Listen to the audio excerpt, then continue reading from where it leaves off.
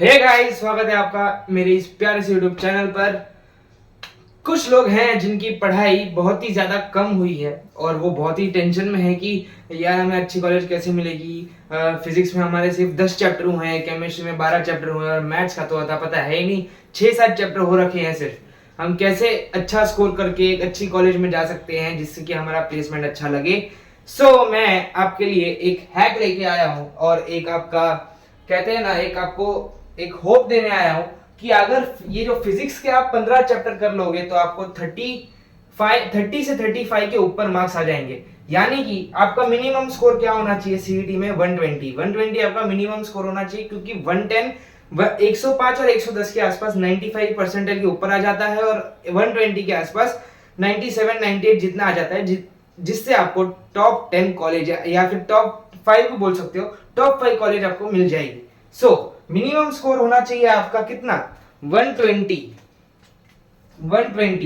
आपको क्या प्लान करना चाहिए कि समझिए आप ला रहे हो 30 फिजिक्स में, 30 केमिस्ट्री में और 60 मैथ्स में, यानी कि आप 30-30 क्वेश्चन तीनों में सही कर रहे हो तो आपको 120 मार्क्स आ सकते हैं आराम से। और इतने क्वेश्चन सही करना कोई मुश्किल बात नहीं है। सिर्फ आपको जो आपने बोर्ड में जो प्रिपेयर किया था, बोर्ड में जो चैप्टर्स थे 12th के, जो बोर्ड में इंपॉर्टेंट चैप्टर्स थे 12th के, वो ही है, कोई अलग चीज नहीं है, नई चीज नहीं है।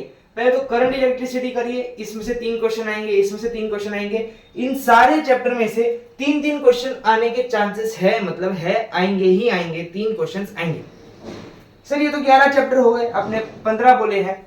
अभी बच्चे जो 4 चैप्टर्स है वो आप उठाइए 11th के उठा लीजिए आप, है ना। 11th के कौन से आप उठा सकते हैं? आप उठा सकते हैं ग्रेविटेशन, इसका एक क्वेश्चन कंफर्म आता है और इजी भी आता है।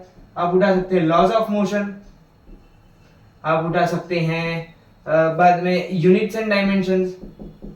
बाद में जो आपको इजी लगे वो आप उठाइए और बाद में आप सॉल्व करिए। काइनेमेटिक्स जो आपको इजी लगता है वो आप करिए। अगर 11th का, अगर आपको 11th एकदम बर्बाद गई हो, 11 अगर एकदम बर्बाद गई हो तो 12th में आप कौन से चैप्टर्स को प्रिफर कर सकते हैं?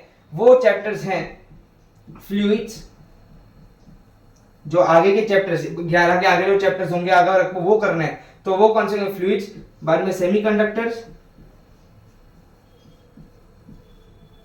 और बस इतने 12 चैप्टर भी कर लिए तो भी काफी है। ये सॉरी 13 चैप्टर, क्योंकि ये जो 4 चैप्टर और ये 2 चैप्टर एक ही बराबर के, क्योंकि सिंस ये 12th के चैप्टर्स हैं तो इनके 2 क्वेश्चन आने के कंफर्म चांसेस है। अगर आप 4 चैप्टर करोगे तो इसमें से एक एक क्वेश्चन आएंगे, यानी कि इसका और इसका वेटेज सेम होगा।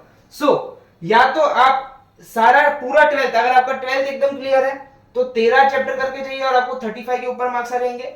अगर आपका 12th थोड़ा कम क्लियर है और 11th के 4 चैप्टर आते हैं तो 11 चैप्टर 12th के और 4 चैप्टर 11th के आप करके जा सकते हैं, जिससे कि आपको 120 यानी कि 30 मार्क्स कम से कम।